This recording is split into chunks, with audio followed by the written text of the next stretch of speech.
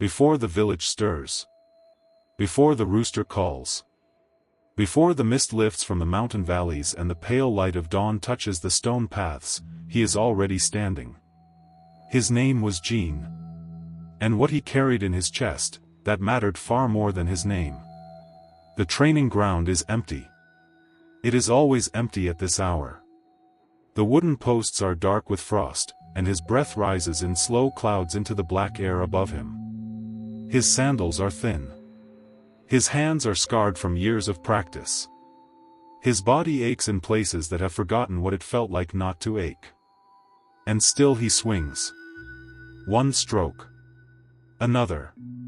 The blade cuts through the cold air with a sound like a whispered promise, patient, exact, unrushed. The village below him sleeps. They will sleep for another 2 hours.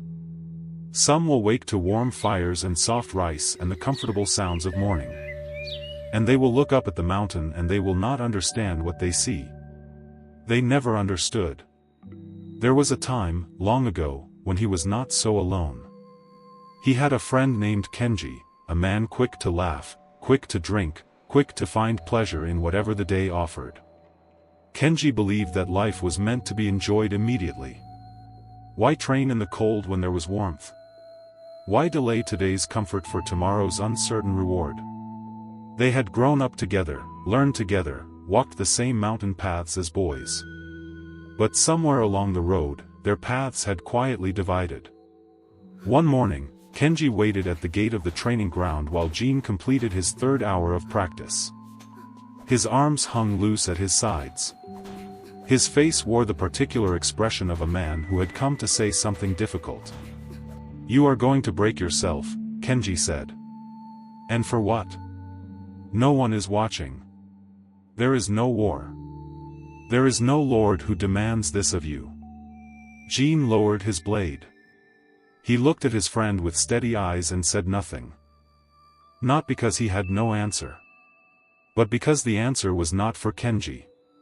It was not for anyone standing outside. Kenji shook his head slowly. "The men in the village, they say you have lost your mind. I tell them they are wrong. But I am beginning to wonder myself." Jean bowed respectfully and returned to practice.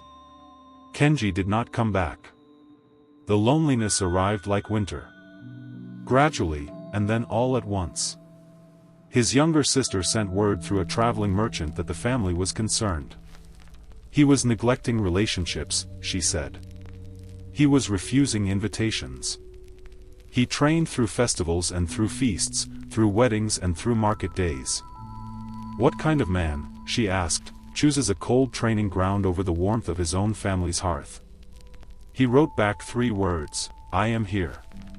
She did not write again for 2 years. A farmer named Daisuke, a broad, good-natured man who had always exchanged kind words with Jean at the market, began to cross to the other side of the road when he saw him coming. It was a small gesture. Barely noticeable. But Jean noticed. He noticed everything. He simply chose which things deserved his response. He bowed to Daisuke from across the road. Daisuke looked away. The merchants began to whisper. "There goes the man who wakes before dawn and trains until his hands bleed. There goes the one who eats without pleasure and sleeps without waste and refuses every invitation to rest." They did not say these things with admiration. They said them the way people speak of someone touched by strangeness, with a mixture of pity and mild fear. "He has lost himself," they said. "No," he thought, moving through the market with quiet eyes. "I am the only one here who has found himself." But he said nothing. A mountain does not argue with the wind. There was a season of rain that lasted 40 days. Every morning he rose in the darkness. Every morning, the rain struck his straw hat with the same relentless patience that he brought to his practice. The paths turned to mud. The training ground pooled with standing water. The bamboo forest along the eastern ridge bent dramatically in the wind, the green stalks bowing so low they seemed to be reaching for the earth, and then slowly, stubbornly, rising again. He trained in the rain because the rain would not always fall on days he chose. Hardship did not wait for permission. He had understood this early, and the understanding had become the foundation of everything he did.